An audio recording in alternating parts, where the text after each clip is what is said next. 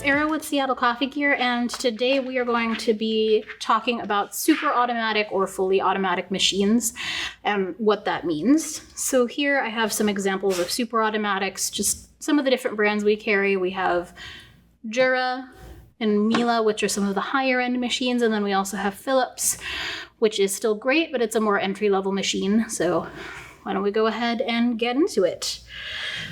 The main difference between a super automatic like these and semi-automatics is it's pretty much one touch. So you customize your drink, push a button, and then tell it to go and it makes your drink. The nice thing about it is they're very consistent. So every time you brew your drink, you're going to get consistent results. So you don't have to dial them in as much as you would with a semi-automatic. So they're very convenient, particularly if you like espresso, but you don't want to get into it as a hobby. One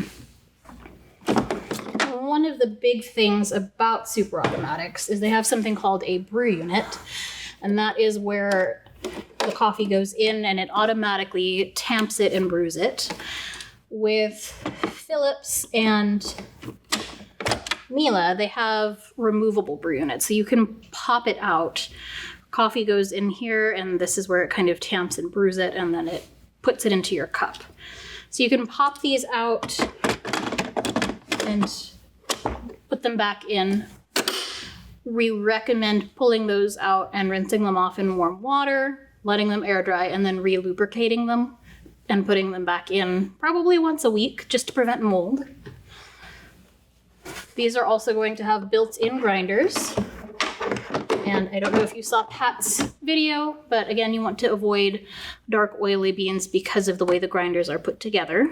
Miele's also have a removable brew unit. So once again, you pop it out once a week, rinse it out in warm water, let it air dry, re-lubricate it, and insert it back in. Jura's, however, are different. They do not have a removable brew unit. So it's actually in the machine, and it's made out of metal, and it cannot be removed. So with these, there is an additional cleaning cycle to kind of help get that unit clean and to avoid mold that way. All of them will produce the same quality coffee.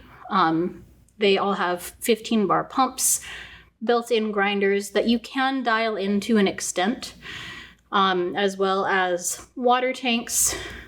Philips and Miele, they're located on the side, as is Jura. Some of them are in a drawer like this. Jura's is on the side and is top loading. This one is front loading. The vast majority of these are also going to have what's called a bypass doser. So that is if you want to use pre-ground coffee or something that's not in your hopper, you would put in 1 scoop of pre-ground beans that's included with the machine, and you would put it in here for Philips. Bypass for the Miele is located here. And then not all Miele machines actually have a bypass doser, but this one, it looks like it does. So you only use 1 scoop. You don't want to use more than that, or you're going to get some questionable results. Again, they all have built-in grinders as well. Some of our models do have more than 1 bean hopper. So if you wanted to have decaf in one hopper and regular in another, you could certainly do that. Or if you wanted to do decaf, espresso, and like a single origin, you could also do that because some actually have 3. Apart from that, a lot of these also allow you to customize your drink by pushing buttons on the menu selection button. Some of them also allow you to save that customized drink to a user profile. Most of these will either have a milk siphon or a milk carafe. In the instance of this guy, it has a milk carafe. Other Philips models have what's called a panarello or a steam wand, which is kind of a rudimentary steam wand. You don't really have too much control over the texture, so you kind of have to develop a technique separate from what you would use on a semi-automatic to get the foam that you're looking for. With machines that have a siphon or a milk carafe, you really don't have a whole lot of control over the texture or the temperature.